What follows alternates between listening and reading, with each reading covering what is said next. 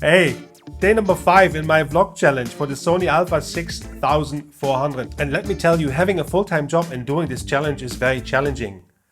I guess that's what a challenge is all about, but it's tough, I tell you that much. So I skipped yesterday, I was really super busy, apologies. But I thought we're kind of halfway through, we're kind of past halfway. Why don't we do a video about 5 things I really enjoy and like so far about the Sony a6400. I probably couldn't say that before, I probably couldn't tell you guys that before because I have been using a different camera. I've been using a Canon. I'm just putting myself out there for this challenge. But here's the but.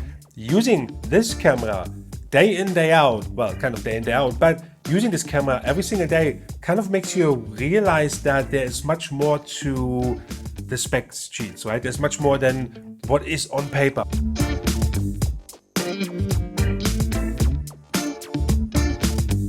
These are in no particular order, right? Number 1, the picture quality. I do like the picture quality that is coming out of this camera.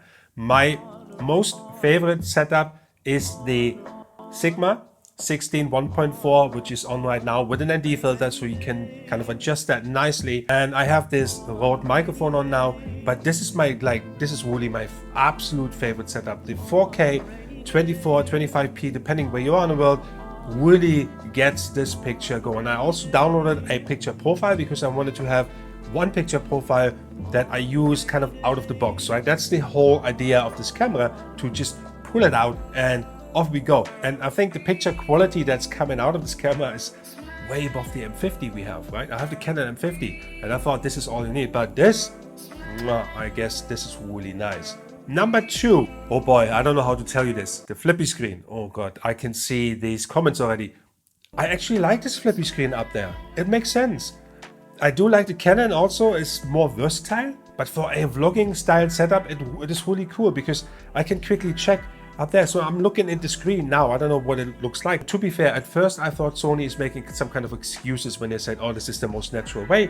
When you look at the camera, you know what? I think they're pretty much right, because this is the most natural way. I know what you guys are saying, because you can't put a microphone on top. You've seen my rig is coming out on the side, but there is a new component come out from SmallRig, and you put the cold shoe extension on the top, and it's that small, and the microphone will be placed just next to the screen, so you have one super duper setup. And number 3, this should not come to a surprise for any of you guys, it is the form factor. And I say the form factor because it also depends on what it is you are after, because if you are a full-time YouTuber, a full-time vlogger, and you travel the world, then you know what, this probably, you have a bigger camera, this is your main travel, right?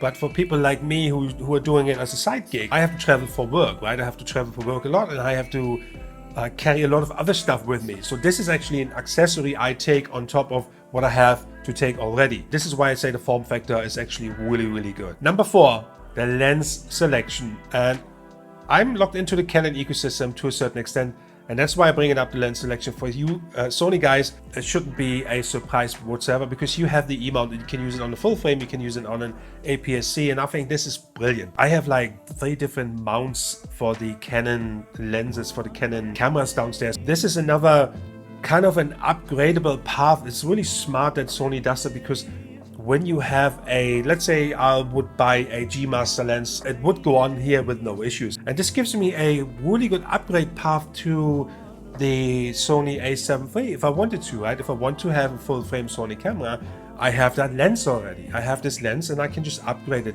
Therefore, I think it's a really, really smart move. Number 5 is slightly different.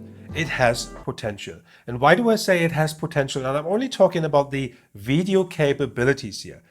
Simply being, I'm guessing here 40% of its really capabilities, right? So you could actually take this camera out. You have S-Log 2, you have S-Log 3, you have HLG, which is a new picture profile, hybrid log gamma. There's a lot of people who shoot on that. So there's a lot of things you can do with this camera I don't do, right? So that's why I say there's a huge amount of potential you have.